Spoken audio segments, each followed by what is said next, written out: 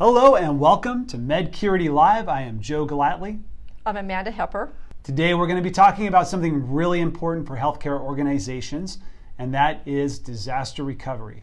We'll be getting into some emergency response in future episodes of Medcurity Live, but there are some very key considerations for anyone in healthcare who is holding patient information, not just because you want to do this for your patients. It's also, there's some HIPAA requirements around this. And so we want to talk through what the key aspects of a disaster recovery plan look like and how do we get started with that? Well, one of the first steps is to identify what disasters could potentially happen in your area. So some of them may sound far-reaching, but it's better to identify different disasters that could happen so that you're prepared if and when they do occur. So snowstorms, ice storms, fire, you never know when that can happen. Plumbing, I read an article about a clinic that had a server room and the plumbing on the floor above them wasn't working so well. Yikes. And so, yeah, so all sorts of, so flooding, viral sicknesses. So this time of year, people are getting their flu shots and norovirus and different things like that can occur. So what happens if 3/4 of your staff calls in sick? So to identify those types of potential disasters is the first step. So can you just watch some disaster movies and take your favorite scenarios and like that? So alien attack, what do we do in alien attack? Right. But that's really interesting to go outside of just, we can't get to our patient information. It's why, because that complicates it in a bunch of other ways. That's exactly right. So then you want to develop a plan for each one of those potential disasters, and some of the elements in the plan certainly could be in place for all of them, and some not so much.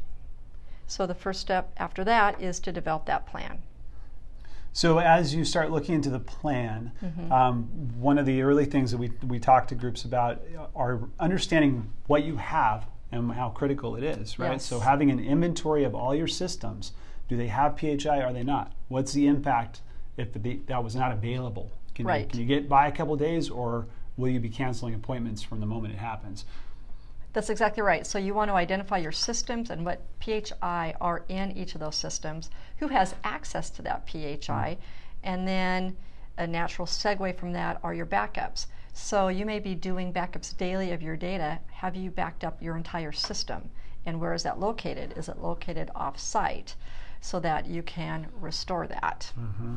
One of the things that has complicated this are these ransomware attacks, because backups are great if we have them and they're solid, but we've seen instances where you may have an excellent backup process and you may be checking data integrity and you can restore that without fail. But if it's on the same network and you have say your database gets encrypted by hackers, the backups are just as likely to be able to be accessed and encrypted as well. So we have more layers of consideration here, right? That backup needs to be cloud-based or off-site, or not just off-site, but off-network. And so that has complicated how we look at making sure we've got data available for us that is not as reachable, right? That's exactly right. By those type of events. That's exactly right. Other things to have in your plan are define roles. Who will call or initiate that we're going to start executing our disaster recovery plan, right? And you want everybody in your organization to know who will do that, and not only that, but what their role is. What part do I play in this disaster recovery? And you want these plans to be available and accessible off-site. Let's say they can't get into the office, so they need to know how they can get to that plan, so they know what those next steps are. So that communication of that plan is very key. Accessibility of that plan is very key as well. That's a good point. I could say 10 or 15 years ago, we'd have a binder in the help desk or in some certain area that we knew we could get to that. But you're right, there's a lot of scenarios. Again, watch a few disaster movies. Paper binders aren't exactly where maybe the best place to store that kind of information. Right. So we document it once, and then is there an ongoing way to keep people really familiar with those roles? That is a great question, and yes, there is. You can do drills. We suggest they not be announced. We've been in organizations where they make it a game kind of. They have different sequences or different disasters associated with a different number on a dice. And so they have these unannounced drills. They call certain people in the organization, get them together, roll the dice, and say, okay, we do have a fire now, go. And they have to act like it is a real disaster, which is really good, because what comes out of that is that you know if people understand what their role is in the organization. You do a lessons learned after that, so you can update your plans accordingly to make sure that they remain current. Mm-hmm. So a little Dungeons and Dragons aspect of disaster recovery is helpful and wise. Right. But yeah, it keeps the dice, keep people on your toes as an example. So it's not scripted. We don't know exactly where it's going to go till it happens. But a very smart opportunity to walk through that.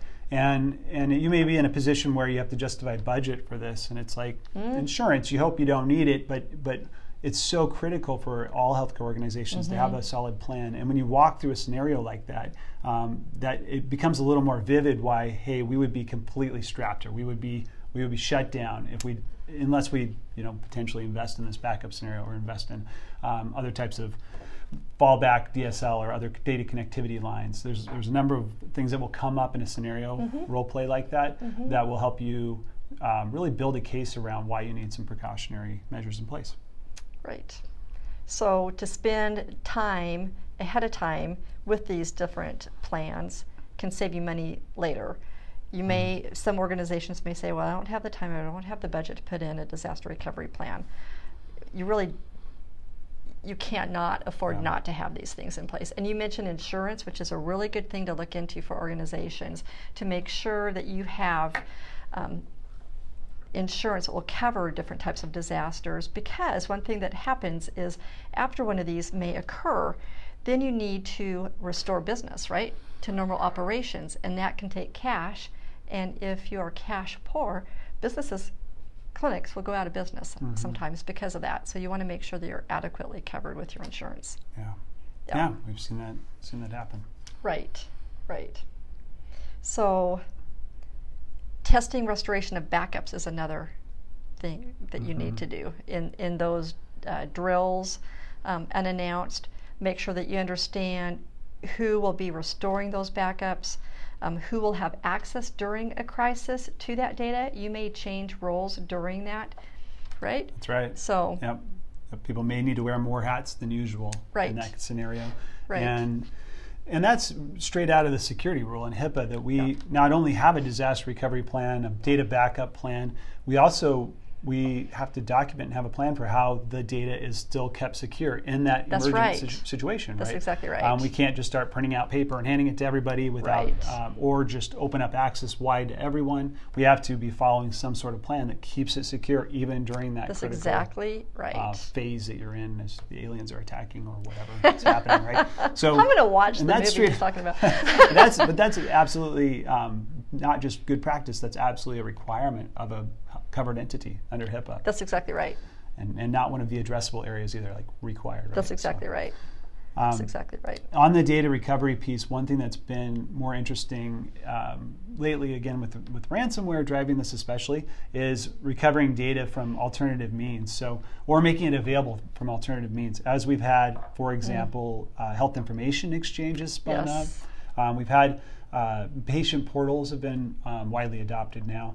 There's some directions that you have your patient information flowing out already that may be appropriate or possible backup sources for patient information. So if your electronic health record system is down, whether it's your cloud vendor or your own internal, there may be systems that already make sense from other business use cases that are in place, right? That we can go out and pull some of that patient information in order to continue to see those patients or to provide the care in the meantime. That's exactly right. So back to the planning and identifying all the systems where you have your PHI.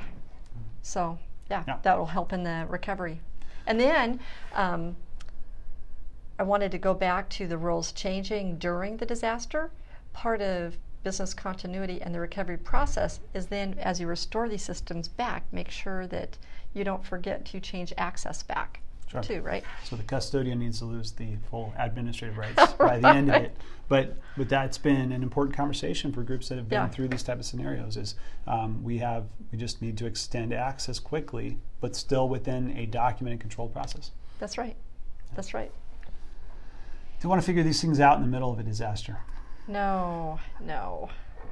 So those drills are very important. Mm-hmm. And the lessons learned, and continuing to update your policies, your disaster recovery plan.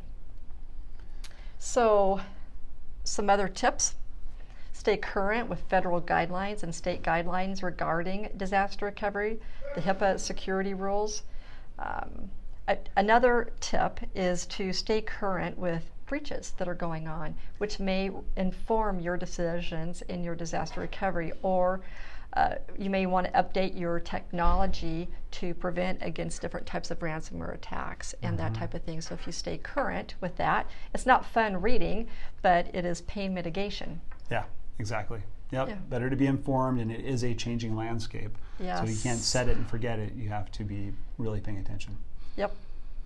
So we will be talking soon about other types of emergency preparation and response, and some of those community-wide drills that are going on. So there's some great opportunities to really partner up with other groups and say what would happen in the event of emergency. Right. And business continuity comes into play. Not just how do we recover after, but yes, are we going to keep seeing patients? What's critical services that we need to offer the community? What do we shut down? Do we move services to the ER or stay in our building? Do we need a generator, et cetera? So a lot to think through in those scenarios. On that, another thing to consider for business continuity is maybe having a reciprocal agreement with another specialty. So if your clinic incurs a disaster and theirs doesn't, can you start seeing patients in their facility and get their help? And then you can offer the same thing, just as a tip. And a cloud-based EHR would really support that Yes. really well, right? So from wherever you are, you could pull it up on your phone if you had to. Right, right. Can I share what my mom told me? Yes, please. A great offense is a good defense, which is what we're talking about. Yes. Yeah, so great. Well, those are some focus areas from a disaster recovery perspective. Again, we'll continue the conversation in future Medcurity Live segments, but please jump in with any questions. And thanks for watching. Yes. We'll see you next time. See you next time. Yeah.